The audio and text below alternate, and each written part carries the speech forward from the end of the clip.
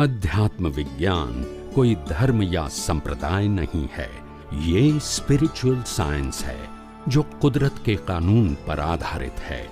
ये विज्ञान पूरे ब्रह्मांड के सभी रहस्यों को उजागर करता है और जीवन के सभी पहलुओं को समझने के लिए एक नई दृष्टि देता है। इसी को आर्ट ऑफ विजन कहते हैं, दुनिया को देखने की एक नई दृष्टि, जो अध्यात्म विज्ञानी परम पूज्य स्वामी श्री कमलेशानंद जी के निर्देशन में सनातन सत्य का अनुसंधान कर हमारे जीवन को प्रकाशित करे। जय सच्चिदानंद। आ जगत में बे प्रकारनी प्रकृति छे, बंने प्रकृति ने प्रकृति ज कहेवाय छे, पण एक नेचरल नेचर छे अने बीजू अननेचरल नेचर छे। नेचरल नेचर ए कॉज इफेक्ट ऊपर आधारित नहीं, ए प्योर कुदरती रचना छे। शुं छे? એટલે એમાં રાગ દ્વેષ કે કસાયો અને આ બોડી જે છે મન વચન કાયા અનનેચરલ નેચર છે, એ કોઝ ઉપર આધારિત છે એની ઇફેક્ટ। શું છે?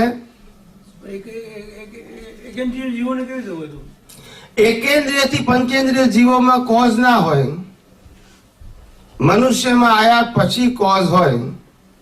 કર્મ બાંધવાની સત્તા મનુષ્ય ભાવમાં જ છે, દેવોમાંય નથી ને નરગતિના જીવોમાંય નથી ને પશુઓનીમાંય નથી। બરાબર છે? મનુષ્ય ભાવમાં જ કર્મ બાંધવાની કુદરતે સ્વતંત્રતા આપી છે, બીજી કોઈ યોનિમાં કર્મ બાંધવાની સ્વતંત્રતા નથી। ચારેય ગતિમાંથી કુદરતનો કાનૂન એવો છે કે જે ગતિમાં ચાર ગતિ છે, મનુષ્ય ગતિ, तिर्यंच गति, नर्क गति અને देव गति। आ चारे गतिनी अंदर आ एक मनुष्य गतिनी अंदर ज कर्म बांधवानी कुदरते स्वतंत्रता आपी छे। केम आपी छे ए हूँ प्रश्न हूँ पूछूं छूं, जवाब हूँ आपू छूं। कुदरतनो कानून एवुं कहे छे के ज्यां कर्म बांधवानी सत्ता होय त्यां ज तमाम प्रकारना कर्मो छोड़वानी पण सत्ता होय। એટલે મોક્ષે પણ ક્યાંથી જવાય? બોલો, જ્યાં કર્મ તમામ છોડવાની સત્તા છે ત્યાં બાંધવાની પણ સત્તા છે। બીજી ત્રણેય ગતિઓમાં ખાલી છોડવાના તે ભાવ પૂરતા તમામ કર્મો નહીં, એ ભાવ પૂરતા કર્મો છૂટે। દેવ ગતિમાં એ જ ભાવ પૂરતા છૂટે, પશુ યોનિમાં એ જ ભાવ પૂરતા, નર ગતિમાં એ જ ભાવ પૂરતા, બાકીના કર્મો તો બાકી રહે। મનુષ્ય ભાવની અંદર જ તમામ પ્રકારના કર્મોથી મુક્ત થઈ અને મોક્ષે પણ જઈ શકાય છે। એટલે જ્યાં બાંધવાની સત્તા છે ત્યાં તમામ પ્રકારના છોડવાની પણ સત્તા કુદરતે આપી છે, બીજે કોઈ જગ્યાએ સત્તા છે નહીં। એટલે મનુષ્ય ભાવને શ્રેષ્ઠ ભાવ કહેવામાં આવે છે। શું કહેવામાં આવે છે? દેવલોકને શ્રેષ્ઠ નથી કહેતા।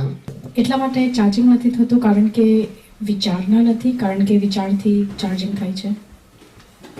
કહું, અન્ય ગતિમાં કર્મ ચાર્જ થતા કેમ નથી?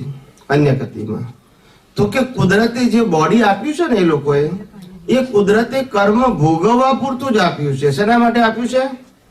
ચાર્જિંગ કરવા નથી આપ્યું એને। એને જરૂર નથી, એને ખાલી રિઝલ્ટ ભોગવવાનો છે। આ રિઝલ્ટ ભોગવવા માટે કુદરતે બોડી આપ્યું છે, સર્જન કરવા માટે નહીં। શેના માટે નહીં? વિસર્જન કરવા માટે।